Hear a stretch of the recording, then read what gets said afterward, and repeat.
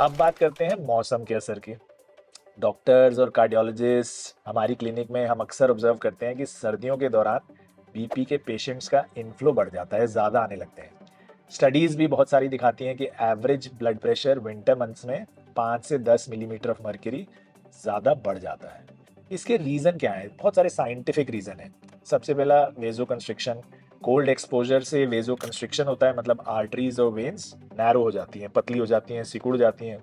और जब blood vessels सिकुड़ जाती हैं तो उनमें से ब्लड पुश करना हार्डर हो जाता है, जिससे रेजिस्टेंस बढ़ता है और बीपी नेचुरली इंक्रीज हो जाता है। जैसे पानी के पाइप में अगर आप अंगूठा लगा देंगे, आधा पाइप बंद कर देंगे तो उसका प्रेशर बढ़ जाएगा, ऐसे ही ब्लड का भी प्रेशर बढ़ जाता है। दूसरा प्रॉब्लम है जो हमारे हाथ में है कि सर्दी में हम लोग वॉक करना छोड़ देते हैं, जिम जाना छोड़ देते हैं, लगता है रजाई में लेटे रहें, मन नहीं कर रहा। काफ़ी लोग तो बिल्कुल बंद कर देते हैं कि पोल्यूशन है, बाहर बहुत ठंड है। इसकी जो इनएक्टिविटी है ना, इससे भी हमारा फिजिकल एक्टिविटी की कमी से ब्लड प्रेशर बढ़ जाता है, वेट बढ़ जाता है, मेटाबॉलिज्म स्लो हो जाता है, इंसुलिन रेजिस्टेंस डेवलप होना शुरू हो जाता है। ये सब फैक्टर्स जो हैं हाइपरटेंशन के रिस्क को एम्पलीफाई कर देते हैं।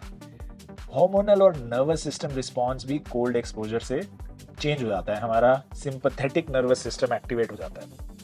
इससे एड्रीनलिन और नॉर एड्रीनलिन हार्मोन्स रिलीज होते हैं, जो हमारे फाइट फ्लाइट वाले हार्मोन्स हैं, जो लड़ाई करने में होते हैं, जिससे बीपी बढ़ता है। तो सर्दी में ये ऑटोमेटिकली बढ़ते हैं। इससे हार्ट रेट बढ़ता है, वेसल्स कंस्ट्रिक्शन बढ़ती है और बीपी ऑटोमेटिकली ऊपर जाना शुरू हो जाता है।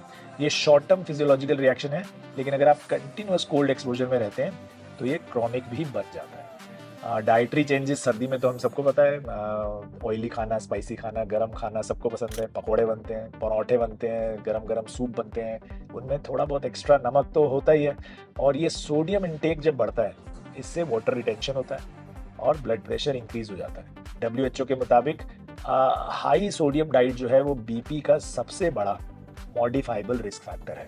डब्ल्यू रिकमेंड करता है कि हमारी डाइट में 2000 मिलीग्राम से कम सोडियम होना चाहिए, जो कि 5 ग्राम नमक में मिल जाता है, यानी कि 1 चम्मच से थोड़ा कम नमक में। तो पूरे दिन में आपको 1 चम्मच से कम नमक लेना है हर स्वरूप में। डिहाइड्रेशन भी एक मेन कारण है, क्योंकि अगर हम पानी कम पिएंगे तो उससे हमारा ब्लड थिक हो जाएगा, पानी की कमी हो जाएगी। इससे हमारे हार्ट को थिक ब्लड को पंप करने में ज़्यादा एफर्ट लगता है और उससे बीपी बढ़ जाता है। इंडोर में अगर आप हीटर वगैरह लगाते हैं तो उससे भी बहुत स्ट्रेस होता है, क्योंकि ये हीटर्स जो हम नॉर्मली यूज़ करते हैं, इससे एयर बहुत ड्राई हो जाती है। और ये ड्राइनेस और ऑक्सीजन के लेवल कम होने से स्ट्रेस हार्मोन्स ट्रिगर होते हैं, जैसा मैंने बताया। कन्फाइंड स्पेसेस में आप रहते हैं, सनलाइट कम होती है, धूप कम दिखती है, तो उससे मूड ख़राब होता है, थोड़ा डिप्रेशन होता है, स्लीप साइकिल पे भी असर पड़ता है। तो ये सब चीज़ें सर्दी में मिल के हमारा बीपी बढ़ा देती हैं।